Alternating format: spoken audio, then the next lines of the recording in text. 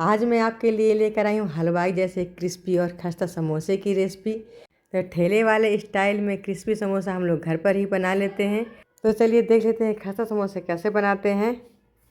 तो खस्ता समोसे बनाने के लिए मैंने 2 कप मैदा लिया है और मैदा को मैंने पहले छान लिया था, छानने के बाद ही इसे यूज़ किया है। तो समोसा की पापड़ी क्रिस्पी कैसे बनेगी, तो इसके लिए हमें मोइन डालना है। तो मैंने रिफाइंड डाल का यूज़ किया है। अगर आप देसी घी यूज़ करते हैं तो उससे पापड़ी ज़्यादा क्रिस्पी बनती है। तो 2 बड़े चम्मच के बराबर मैंने रिफाइंड ऑयल ऐड किया है और 1 चम्मच नमक ऐड किया है। तो नमक आप टेस्ट के अकॉर्डिंग ऐड करिएगा। और 1 चम्मच मैंने अजवाइन ली है, तो उसे हाथ में क्रश करके डाल दिया है। और 2 कप मैदा के लिए मैं 1/4 कप तेल का यूज़ किया है। तो इसलिए आप मेज़रमेंट बिल्कुल परफेक्ट रखें, जिससे आपका जो मोइन है बिल्कुल परफेक्ट लगेगा। अगर मोइन परफेक्ट होगा तो जो पापड़ी तो वो भी क्रिस्पी बनेगी। मोइन अच्छे से मिक्स हो गया है और कितना इसमें ऑयल पड़ा है, इसकी सबसे बड़ी पहचान यही है कि जब हम लोग मोइन लगाते हैं तो मैदा में लड्डू बनने लगता है और टूटता नहीं है। तो इसका मतलब है कि हमारा जो मोइन है तो परफेक्ट लग चुका है। आप थोड़ा थोड़ा सा पानी डाल के इसके हमें सख्त डो बना लेना है। इसलिए डो अगर सॉफ्ट बनाएंगे तो जब हम लोग समोसा बनाते हैं तो समोसा ठंडा होने के बाद सॉफ्ट हो जाता है। इसलिए इसका डो हमें सख्त ही रखना है। डो के ऊपर हल्का सा तेल लगाएंगे और 15 से 20 मिनट के लिए इसे रेस्ट पर रखेंगे, जिससे मैदा है तो अच्छे से फूल जाएगा। और फूलने के बाद जब हम कुछ दोबारा से मैश करेंगे तो डो को मैंने कवर करके छोड़ दिया है लगभग 20 मिनट के लिए।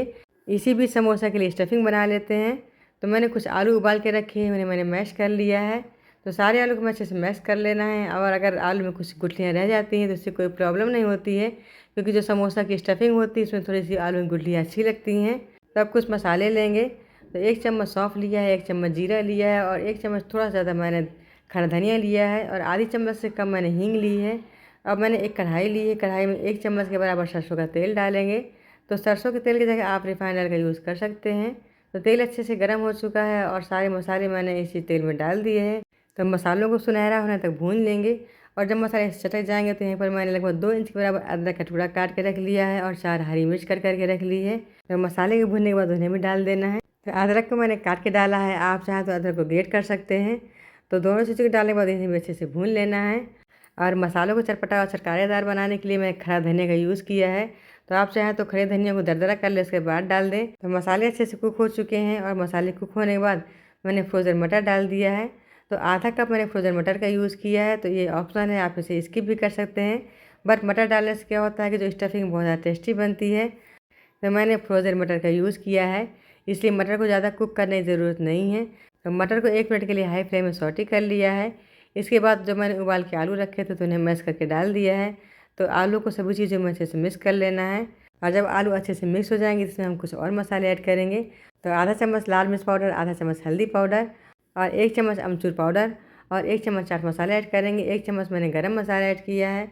तो सभी मसालों को मैंने अच्छे से मिक्स कर लिया है। अगर आप लोग बच्चों के लिए समोसा बना रहे हैं तो आप मिर्ची की क्वांटिटी कम कर दें, या फिर जितना आप चटपटा खाते हो, जितना आप तीखा खाना पसंद करते हैं उतनी ही मिर्ची डालें।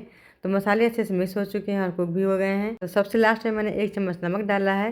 तो नमक आप अपने टेस्ट के अकॉर्डिंग ऐड करें और स्टफिंग बनाते समय नमक सबसे बाद में ही यूज़ करें, क्योंकि अगर हम लोग पहले नमक डाल देते हैं तो आलू पानी छोड़ देती है, इसलिए हमारी जो स्टफिंग है तो गीली हो जाती है। तो स्टफिंग को अगर सूखा रखना है तो जब मसाले अच्छे से कुक हो जाएँ और आलू अच्छे से सॉटी हो जाए, इसके बाद ही नमक का यूज़ करें। तो आलू वाली स्टफिंग को मैंने प्लेट में निकाल लिया है, इसे ठंडा होने के लिए छोड़ देंगे। पहले जो मैदा को कवर करके रख दिया था तो उसे हम लोग चेक कर लेते हैं। तो मैदा भी अच्छे से फूल चुका है और मैं हाथ में थोड़ा सा तेल लगाया है और तेल लगाने के बाद इसे दोबारा से 2 मिनट के लिए मैश करेंगे। इससे क्या होगा कि इसका जो दाना है तो अच्छे से जुड़ जाएगा। और 20 मिनट के लिए रेस्ट पर रखने के बाद जो हमारा डो है तो काफ़ी स्मूथ हो चुका है। डो को मैंने दोबारा से मैश किया है, इसकी मीडियम साइज़ की लोई तोड़ ली है। तो लोई ज़्यादा छोटी ना रखें, थोड़ी बड़ी ही रखें, क्योंकि एक लोई से 2 समोसा बनते हैं। तो मैंने थोड़ी सी बड़ी लोई तोड़ी है और इसका मैंने एक पेड़ा बना लिया है। पेड़ा बनाने के बाद इसे हमें अच्छे से बेल लेना है। तो जो इसकी पूरी होती है थोड़ी सी मोटी ही होती है, ज़्यादा पतली पूरी नहीं बनाते हैं। तो बेलन से किनारा किनारा दबाते हुए मैंने एक बड़ी सी पूरी बना ली है और पूरी थोड़ी सी मैंने लंबाई में बनाई है, या फिर यूँ कहिए कि पूरी को मैंने ओवल शेप में बनाया है। अब पूरी को बीच से कट करना है। अब तो आप सभी को समझ में आ ही गया होगा कि एक पूरी में 2 समोसा कैसे बनते हैं। तो कटा हुआ एक हिस्सा को मैंने हाथ में लिया है, किनारे में 1 उंगली से पानी लगाएंगे जिससे पूरी अच्छे से चिपक जाए। तो फोल्ड करने के बाद दोनों कोनों को चिपका लिया है और एक हमारा बढ़िया सा कोन बन के तैयार हो गया है। अब जो कोन के जो अंदर वाला पार्ट है इसमें हमें स्टफिंग फिल करना है। तो मैंने लगभग 1 चम्मच से ज़्यादा थोड़ी सी स्टफिंग फिल की है। इसको ऊपर से फोल्ड करेंगे। समोसा के जो पीछे वाला पार्ट है उसे मैंने एक प्लेट बना दी है। तो प्लेट बनाने से क्या होता है कि शेप बहुत अच्छा आता है। और प्लेट बनाने के बाद मुझे आगे वाले पार्ट को मैंने इसको दबा दिया है। तो ये देखिए कितना बढ़िया से हमारा एक समोसा बन के तैयार हो गया है। तो आप देख इसका शेप देख सकते हैं, इसका साइज़ देख सकते हैं। तो समोसा मीडियम साइज़ का ही बना है, ज़्यादा बड़ा नहीं बना है। कुछ छोटे साइज़ के समोसे बनाए हैं। तो दूसरी वाली जो पूड़ी है तो उसके भी मैं आपको फोल्ड करके दिखाऊंगी। तो पूड़ी के नीचे वाले पार्ट में पानी लगाया है और जो उसका एक तरफ का कोना मोड़ दिया है और दूसरे वाले कोने को उसी ऊपर से रख के मैंने उसको चिपका दिया है। तो दूसरा हमारा कोन बन के तैयार हो गया है। इसके ऊपर अंदर स्टफिंग फिल करेंगे और स्टफिंग फिल करने के बाद पीछे चुन्नट बनाएंगे। तो मैं स्टफिंग को ज़्यादा ही फिल कर रही हूँ। तो आप लोग चाहें तो आप स्टफिंग को थोड़ा सा कम भी कर सकते हैं। तो ये चुन्नट बन गई है और आगे वाला पार्ट मैंने इसे फोल्ड करके दबा दिया है। तो ये देखिए दूसरा वाला समोसा बढ़िया से बन के तैयार हो गया है।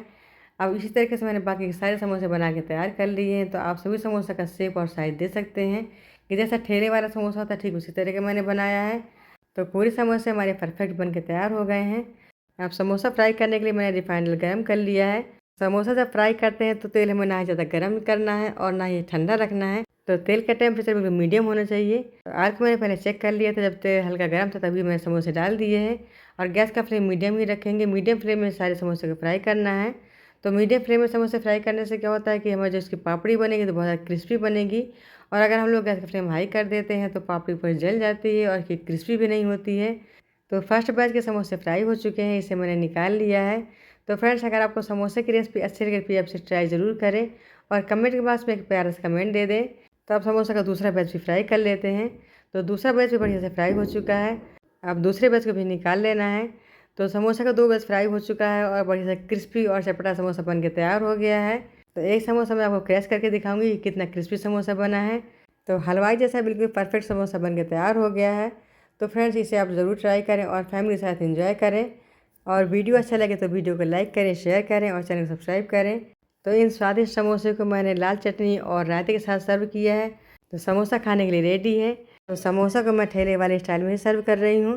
तो एक दोना लिया है और दोने में 2 समोसे को क्रैश करके डाल दिया है, साथ में ऊपर से लाल चटनी डाली है और इसके ऊपर से रायता डाल देंगे। तो बढ़िया चटपटे स्वादिष्ट समोसा हमारे बन के तैयार हो गए हैं। बहुत ज़्यादा स्वादिष्ट, क्रिस्पी और चटपटा समोसा बना है। तो अब इसी तरह के नए वीडियो में नई रेसिपी के साथ में, तब तक के नमस्कार। Thanks for watching.